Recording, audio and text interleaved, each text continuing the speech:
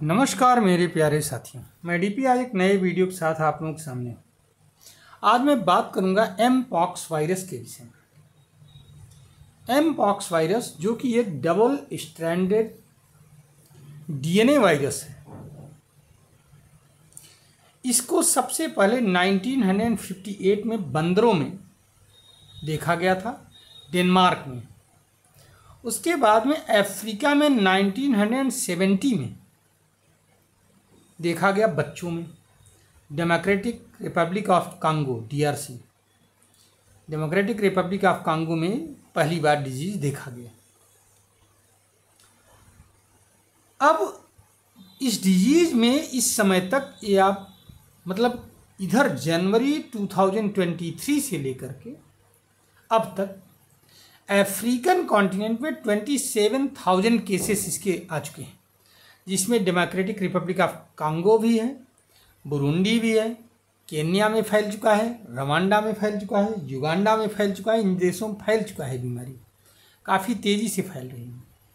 और इन 27,000 लोगों में से 1100 लोगों की डेथ हो चुकी है, जिनमें से मरने वाले बच्चे मुख्यतः बच्चे हैं। मरने वालों में जनवरी 2024 से अब तक, ये मैं बात कर रहा हूँ जनवरी 2023 से, लेकिन अब मैं बात कर रहा हूँ जनवरी 2024 से अब तक 15,664 केसेस रिपोर्ट किए गए और डेथ 548 हुई है डेमोक्रेटिक रिपब्लिक ऑफ कांगो में।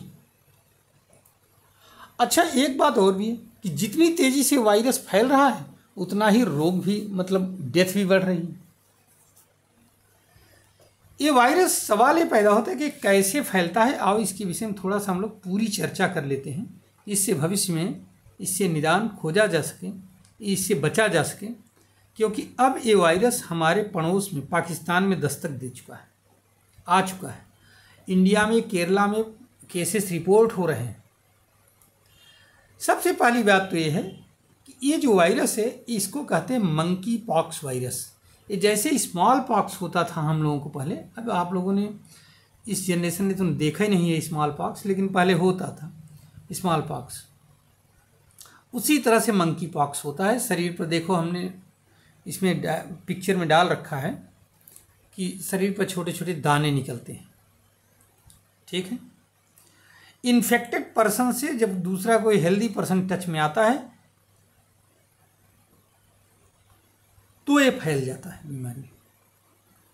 इन्फेक्टेड पर्सन के कपड़े वगैरह का इस्तेमाल करने से भी फैलेगा, या उसके जो भी डेली यूज की चीज़ें। कोई इन्फेक्टेड जानवर है उससे भी फैल जाएगा आपके अंदर। मंकी तो है ही है, मंकी में तो फैल होता ही है। अगर कोई इन्फेक्टेड मंकी है, आपके कांटेक्ट में आया, आपको काटा या आपको कुछ छुआ तो भी, या इन्फेक्टेड मंकी ने किसी जानवर को छुआ है और उस जानवर को आपने छुआ तो भी आपको हो जाएगा। कई है। अच्छा, एक बार जब इसका अटैक होता है तो इसको पहला सिम्टम अपने आप को दिखाने में 6 to 13 डेज लग जाते हैं।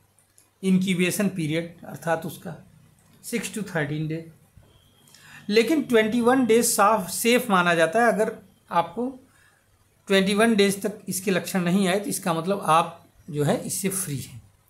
ये बात सही। उसके बाद में सवाल ये पैदा होता है इसके लक्षण क्या हैं। तो इसके लक्षण वैसे ही होते हैं जैसे स्मॉल पॉक्स के। ब्लिस्टर दिखाई पड़ेगा शरीर पर, बड़े बड़े, बढ़ता जाएगा ये। 2 to 4 वीक में कायदे से ब्लिस्टर्स ख़त्म हो जाते हैं अगर आपकी इम्यूनिटी ठीक है तो। लेकिन अगर इम्यूनिटी ठीक नहीं है तो ये डेथ भी कॉज कर सकता है। अच्छा, ब्लिस्टर के साथ साथ आपको क्या होगा? तेज बुखार होगा, सिर दर्द होगा, शरीर दर्द होगा, पेशियों में दर्द होगा, मसल पेन, बैक पेन होगा, लो एनर्जी सिचुएशन रहेगी, लिम्फ नोड स्वॉलन हो जाएंगे। ये सब लक्षण आते हैं इसके, कैरेक्टर सिम्टम्स। और उन सिम्टम्स की ही दवा की जाती है ज़्यादातर। अगर ज़्यादा कॉम्प्लिकेशन हुआ, आपकी इम्यूनिटी कमज़ोर है और ज़्यादा कॉम्प्लिकेशन हो तो जो है डेथ भी कॉज हो सकती है, स्पेशली बच्चों में। अब तक जो है, अब यहाँ पर ध्यान रखने की बात है कि इसका ट्रीटमेंट क्या है। तो ट्रीटमेंट अब तक बहुत बढ़िया तो नहीं है, लेकिन हाँ ये है, एक जो है वीरामेट एक एंटीवायरल दवा है, देखो मेरा वीरामेट, इसी का प्रयोग किया जाता है, लेकिन एक्सट्रीम कंडीशन में। वैक्सीन भी इसकी है, MVABN LC16 इस तरह से करके हैं अभी, लेकिन हर जगह उपलब्ध नहीं।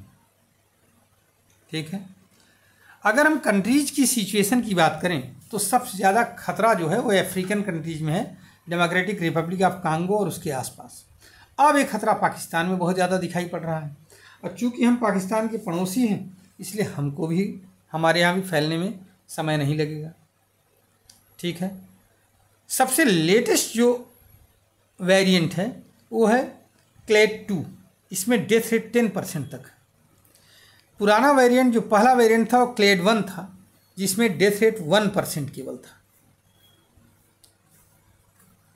तो यहाँ पर ये सब स्थितियाँ हैं। इंडिया में अभी तक 30 केसेस रिपोर्ट किए गए हैं जनवरी 2022 से अब तक, ध्यान रखिएगा, और इसमें डेथ केवल 1 हुई है। केरला में सबसे ज़्यादा केसेस रिपोर्ट हुए हैं, बाकी जगहों पर इक्का दुक्का।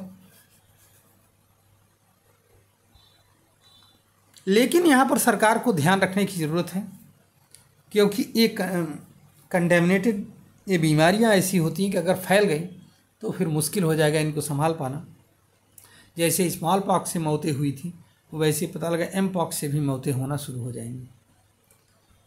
स्मॉल पॉक्स का ज़माना इस हम लोगों की पीढ़ियों ने नहीं देखा है, नहीं तो अगर आपके घर में बुज़ुर्ग हैं उनसे पूछोगे तो बताएंगे कि जहाँ पर स्मॉल पॉक्स फैलता था वहाँ लोग सिर्फ दिन भर लाश ही उठाते रहते थे और गिनने का भी मौका नहीं लगता था। एक को आपने उठा करके हटाया, दूसरे फिर कोई टपक गए। तो बहुत सारी बातें हैं, तो यहाँ पर ये ध्यान रखने की बात है, और सरकारों को भी थोड़ा सा सोचने का विषय है कि हम इसको कैसे प्रिवेंट कर सकते हैं, बाहर से आ न पाए, और हम लोग को व्यक्तिगत रूप से इस पर ध्यान देने की ज़रूरत है कि कैसे ऐसी बीमारियों से बचा जाए, क्योंकि यही एक बीमारी नहीं है, आने वाले दिनों में और भी बीमारियां आएंगी।